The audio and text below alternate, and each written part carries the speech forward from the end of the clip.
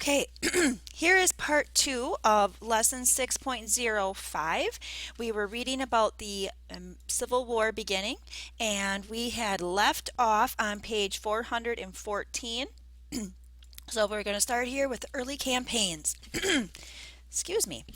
Each side could claim important advantages over the other. The Union had more capital, more industry, and an established government and army. The South had an abundant cotton crop with ready buyers, motivated soldiers, and an experienced officer corps. Both sections believed the war would be decided in a matter of weeks or months. Both were wrong. First Bull Run changes expectations. On both sides, most volunteers were eager for battle. One Union lieutenant wrote, "We are all impatient to get into Virginia and have a brush with the rebels." A Southern civilian noted that the trains were crowded with troops, and all as jubilant as if they were going on a frolic instead of a fight. A rebel soldier wrote there would be peace within a year because we are going to kill the last Yankee before that. I think I can whip 25 myself. This enthusiasm was put to the test in July 1861 when 35,000 Union soldiers marched into Virginia.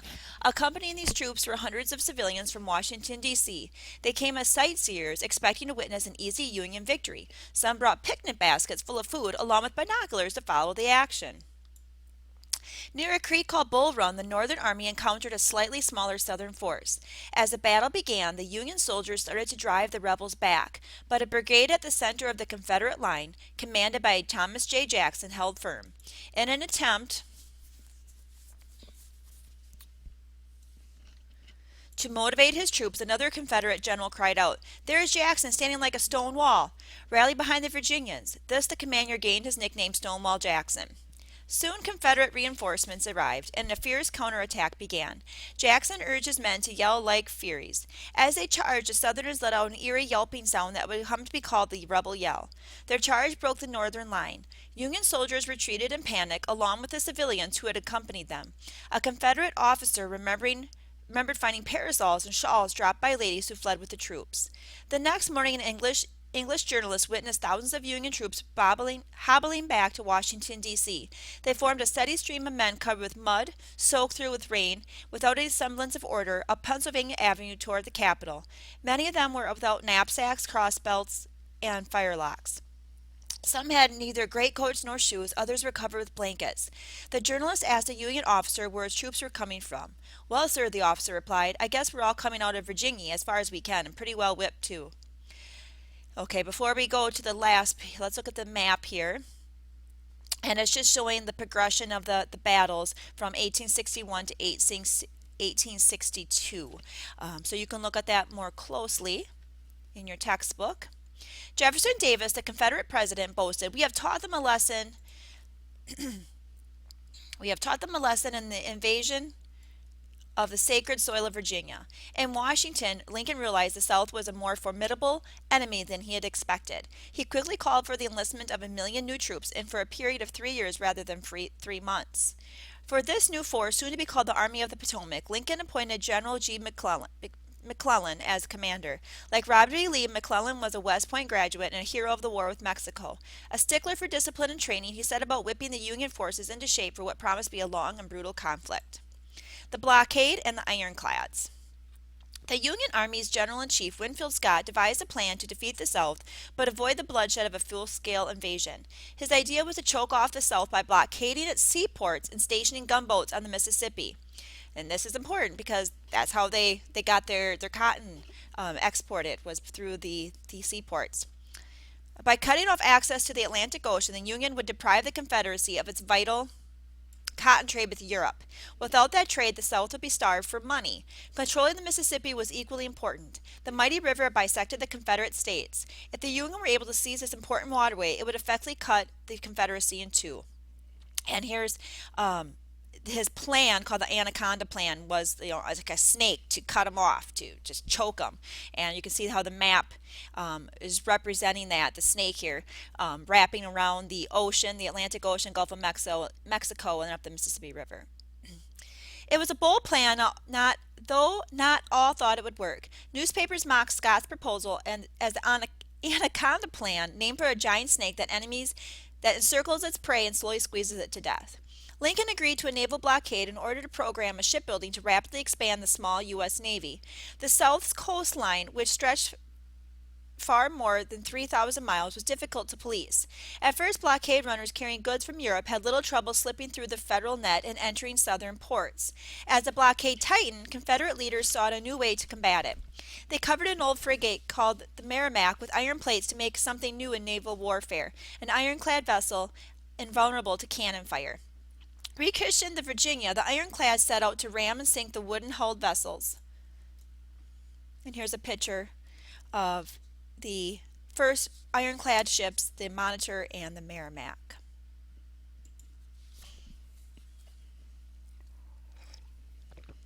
Okay, so the first vessels of the Union Navy. A sailor aboard one of the Union ships remembered the eerie sight of the Confederate ironclad approaching like a huge half-submerged crocodile. The Union, however, had commissioned its own ironclad vessel, the Monitor, equally well armored and even odder looking. With its round gun turret, the Monitor, said one observer, looked like an immense shingle floating on the water with a gigantic cheese box rising from its center. In March 1862, the two ironclads fought a duel in the waters of Hampton Roads, Virginia. For hours, two vessels pounded each other with cannon and rifle fire. Their armored plating proved impenetrable, and neither ship was seriously damaged. The Virginia finally withdrew, only to be sunk later by the Confederates themselves when the port of Norfolk fell to the Union. Both the Union and the Confederate navies built more ironclad vessels, but none proved seaworthy enough to play much of a part in the war. As the war ran on, the Union blockade proved increasingly effective.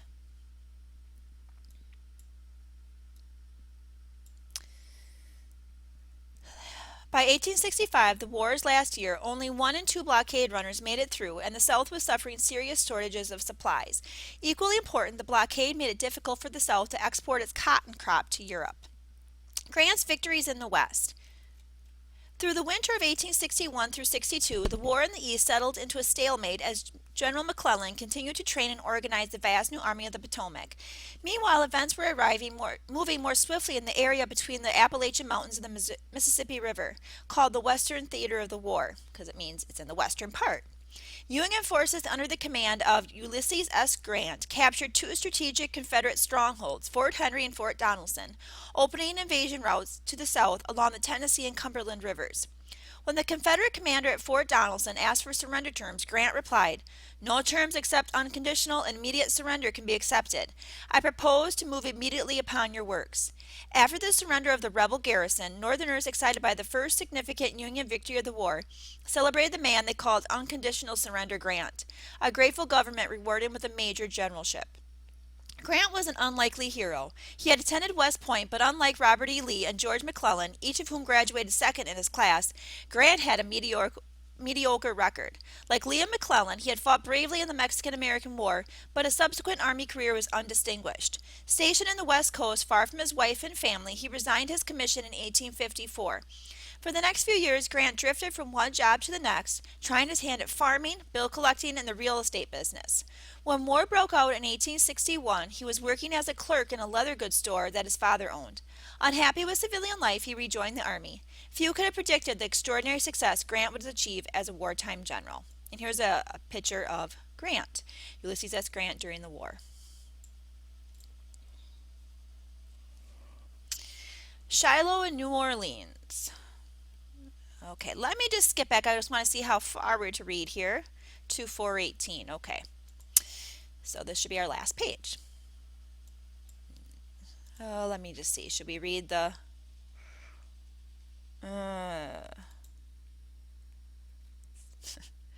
All right, here we go. Shiloh, New Orleans. After his western victories, Grant led his troops into southern Tennessee, preparing for an invasion of Mississippi. The Union forces camped on the western bank of the Tennessee River near a small log church named Shiloh. In the morning of April 6, 1862, a Confederate army under General Albert Sidney Johnston launched a massive attack that caught Grant's army off guard. The fierceness of the Confederate assault, accompanied by the wild rebel yell, caused thousands of Union soldiers to break ranks and rush in panic toward the river. Others stood their ground and fought. In the words of an observing journalist, the light of the sun was obscured by the clouds of smoke, and the ground became moist and slippery with human gore. And that's a powerful sentence, full of imagery. The battle raged all day. Early in the afternoon, Johnston, the Confederate commander, was shot through the leg by a bullet that severed an artery. He bled to death, still trying to direct the assault. Despite the loss of Johnston, the Southerners went on to push the Union troops back for a full 2 miles. At nightfall, the new Confederate commander ordered his troops to rest, confident that they had defeated Grant and that he could mop up any remaining resistance the following day. But Grant had been expecting reinforcements, and they arrived in the hours after the Southern attack subsided.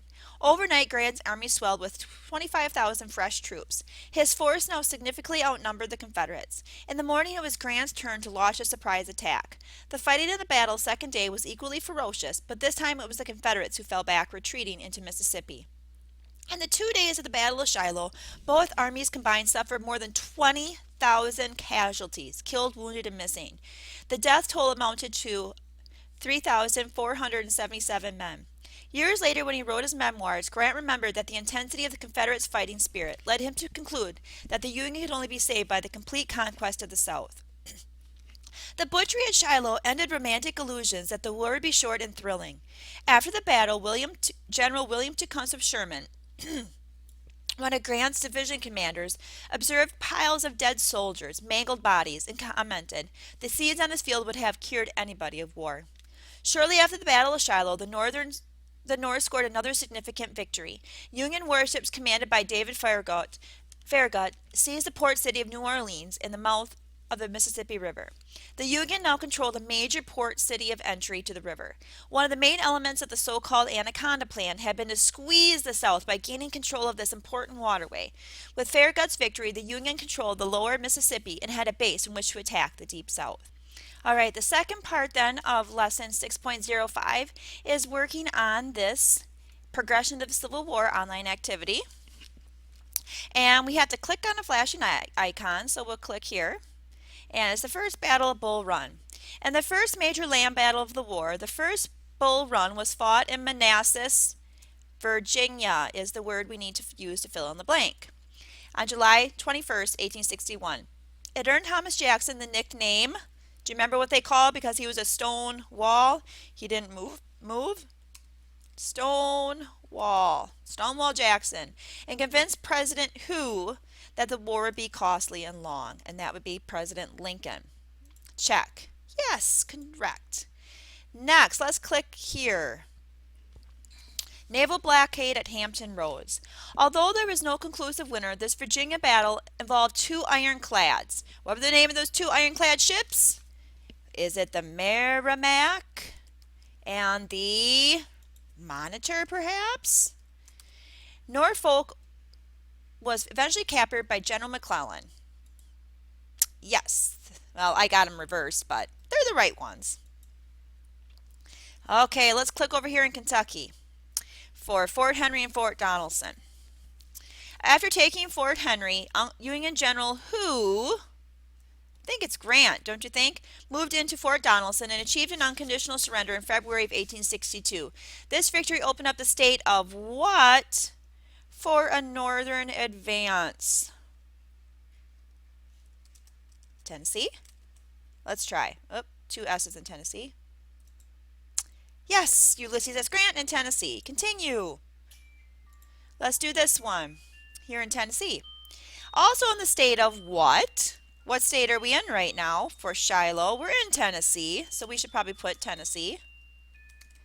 This battle in April 62 produced another what victory, and who lost his life?